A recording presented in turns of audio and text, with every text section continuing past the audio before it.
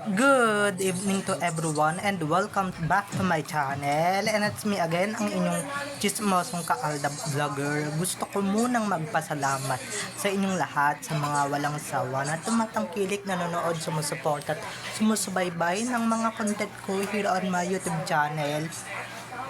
So wag ninyong babaktawan o lalaktawan tong ating content ngayong araw. I'm sure na hindi ninyo pagsisisihan na pinanood nyo ito mula umpisa hanggang hulihan. And syempre, wag na wag kayong mag-i-skip ng segment, okay? Buuin at tapusin nyo to.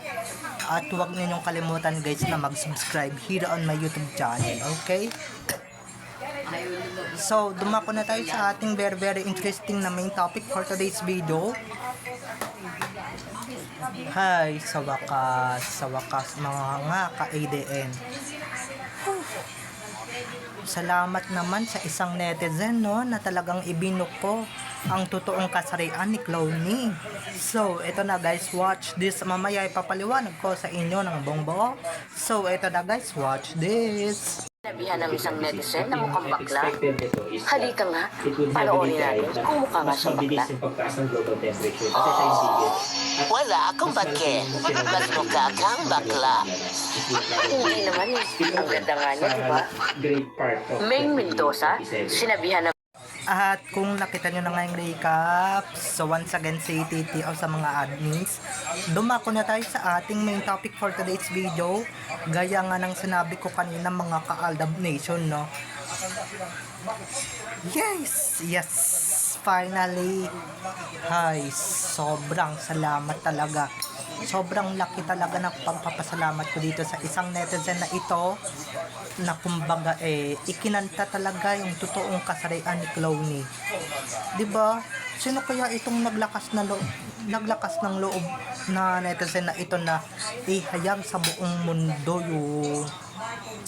yung kasarian talaga ni Maine, 'di ba? Dahil alam ng iba si Maine daw 'yan, maraming nagugoyo Pero may isang netizen talaga na walang kaapog-apog mga ka-ADN, talagang kinanta niya, inisproke niya talaga. Inawit niya talaga mga ka-ADN ng buong puso yung hitlist ni Clowny, yung matagal nang pinagkakatago-tago ni Clowny na kasarian. Diba?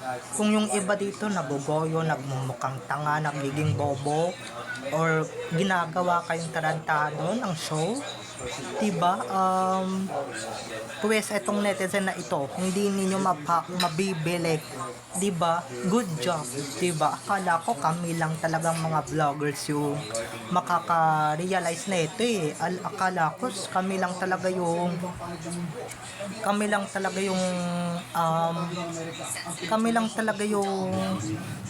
yung makaka-realize na talagang bakla si Clowny, di ba? Diba? Buti naman kasi yung iba mga ka-ADN, yung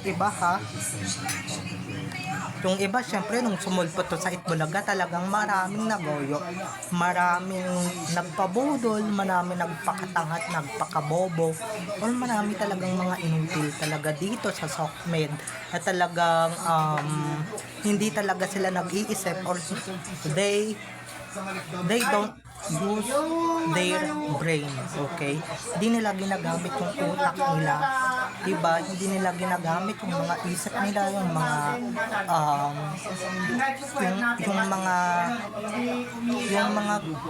utak nila, diba? Yung mga syunga-syunga na kabobohan, diba? Katangahan, diba? Mga ka-Aldab Nation. Ako, buti na lang talaga, diba? Na may matapang talagang sige, okay lang yan.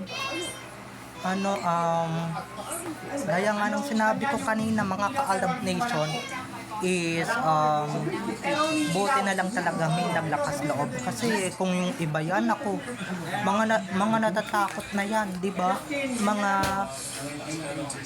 Mga natatakot na yan, syempre, at marami na rin talagang nagpapabudol dyan, di ba? Once na, di ba? Syempre, pag sarsuela talaga is hindi nyo talaga alam kung ano ba totoo sa peke, pero Pero di ba, yung netizen na yan ay talagang casual netizen na yan na, casual netizen na yan. Na talagang, it's a casual netizen na talagang naglakas loob, na talagang ikanta o ibuking yung ano ni Chloe, yung totoo niyang kasarian, yung totoo niyang gender, di ba? Yung totoo niyang pagkatao, di ba? Kasi yung nakakatrabaho lang naman ng Chloe yung nakakahalata nito, yung mga kapwa na loverpads, di ba? Pero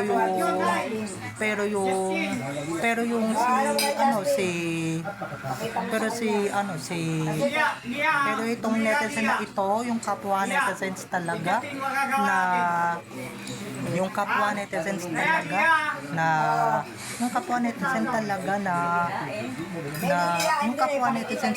natin, yung mga kapwa natin na wala talagang alam, di ba? Kasi kung yung iba yan, di ba? Mga wala nang alam yan, hindi talaga nila alam yung buong katotohanan, di ba? Hindi nila alam yung Clowny, yung main, hindi nila alam yung ganito, ganyan, di ba? Hindi nila talaga alam yung mga ganyang salita, pero ito, oh my god, di ba? Sobrang naaano talaga ako dito, namamangha talaga ako. For once, di ba? May netizen na talagang nagbuko at nagbuking talaga na may netizens talaga may netizen talaga na talagang walang takot, di ba? Wala siyang pakialam kung mababash ba siya dito or whatever, di ba? Sino kaya tong netizen na to? Sino kaya ito? Di ba? Ba't alam niya talaga yung katotohanan, no, about Clowny, at alam niya talaga yung kasarian ni Clowny, no? Kung sino ka man, sana ipagpatuloy mo yan, di ba? Pagpatuloy mo yung katapangan mo, yung ipaglalaban mo, di ba? Ipagpatuloy mo lang yan. Kasi bibihira lang yung mga ganyang tao na talagang ikakanta talaga yung kasarian, yung gender ni Clowny, di ba? Sa dinami-dami ng mga nabubudol or sa dami-dami na nagpapabudol or sa mga nagiging syunga talaga pagdating dyan sa Clowny na yan, talagang hindi nila marirealize yung Adam's Apple. Talagang doon pa lang talaga mga ADN, Adam's Apple pa lang talaga. Diba? Adam's Apple pa lang talaga yung bukong-buko na natin yan. Tayong mga ka-ADN, pero yung mga casual netizen na gaya nito, diba, yung mga casual netizen, yung mga hindi naman talaga die-hard fan ng Aldab or Arming or ni Main, diba, ba't nila ibubuking yan? Anong pakialam nila, diba? Or tayo lang talaga yung nakakaalam na katotohanan, tayong mga ADN lang, pati yung mga fans yata ni Min, o yung mga fans ni Min, wala namang pakialam dyan, diba? Lalong-lalo naman yung mga hayop na army na yan, diba? Wala ding pakialam yan. Kaya anong pakialam nila? Kaya yung mga netizens na yan, more to come, diba? Yung iba kasi dyan, ipagpipilitan pa talaga nilang si May talaga yung na napapanood, yung nakikita natin, diba? Yung napapanood nila, diba? Yung nakikita nila sa studio, diba? Etong isang netizen na to, diba, hindi siya nagpabulag, hindi siya nagpabudol, talagang hindi siya nagpalason sa mga kawalangyaan ng kampo ng kadiliman or kampo ng virtualista, diba? Hindi siya yung duwag na maghayag ng totoo. Kasi kung yung iba yan, good luck, diba? Good luck, isang malaking good luck na talagang maduduwag ka na, 'di ba? Lalong-lalo na pag natapalan ka na siguro, 'di ba? Or nagpaniwala ka na sa sarsuela since then, 'di ba? Since 2018 nagpapaniwala ka na siguro. Pero kung talagang matapang ka, nako, congratulations, 'di ba? Congratulations sa iyo dahil ikaw lang naman yung nagbigay tapang at nagbigay ng lakas ng loob, 'di ba? Na huwag matakot talagang magsalita at huwag matakot na i-booking talaga yung totoong kasarian. At ito na nga mga ka-ADN, ang exciting part. Aba, si Maine bumuelta. Oops, si Clooney pala yun. Pero yun na nga yung pinapalabas ng netizens eh, si Maine. Okay, whoever you is, okay, I don't care. Pero eto na nga, gaya nga nung sinabi ko kanina, aba, nag-dub smash ito si Maine, nag-dub smash ulit ito si Clooney, or diba si Maine, sige na nga si Maine, nag-dub smash ito na tila baga napipikon at talagang gusto na talagang gusto na talaga ano talaga yun mga ka-ADN, gusto na talaga diba, pikon na pikon siya, kaya ayan, natamaan kasi siya diba, natamaan siya, so ibig sabihin guilty siya, diba, dun sa pagpapatama at pagbubuking ng netizen, diba, kasi ba't siya sasagot, diba, sa isang netizen, kaya halatang-halata naman, diba, na sasagot ka sa netizen na yan, kasi nga, diba? Kasi nga guilty ka, diba? Guilty ka sa sinabi sa'yo ng netizen or sa kinoment ng netizen sa'yo, diba? For short, diba? Kailangan mapabulaanan talaga yung katotohanan, diba? Pabulaanan mo na hindi ka bakla, pabulaanan mo na mali yung sinasabi nila sa'yo or ibinibintang sa'yo ng isang netizen, pero hindi, pahiwatig lang yan talaga na guilty ka, diba? Guilty, syempre ikaw naman talaga, I'm sure nabalitaan niya na rin to, diba? Nabalitaan niya na rin to na talagang, diba, kinanta siya na bakla, kinanta siya na talagang sirena at hindi totoong si Mengay, diba? So napikon, gumante, diba? Kasi kung ako yan, di ba? Kung ako yung netizen na yan, wala akong pakialam, di ba? Wala akong pakialam kung anong gusto niyang gawin sa akin, di ba? Basta ako magpapatama ako at magpapatama anytime I want, di ba? At pag sumagot siya, di guilty siya, di ba?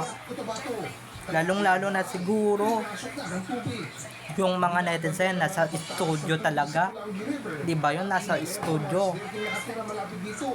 lalong-lalo na yung mga yan takot lang yan magsikantahan at sa magsibultahan yung mga yan, kasi nga, di ba, baka mamaya hindi na sila papasukin sa tae show, di ba, mawawalan ng viewers yung mga tao doon, so ibig diba, nahahalata na nila pero hindi sila kumakanta o hindi sila natatakot silang ibuko talaga yung totoong kasarian at totoong gender ni Clooney.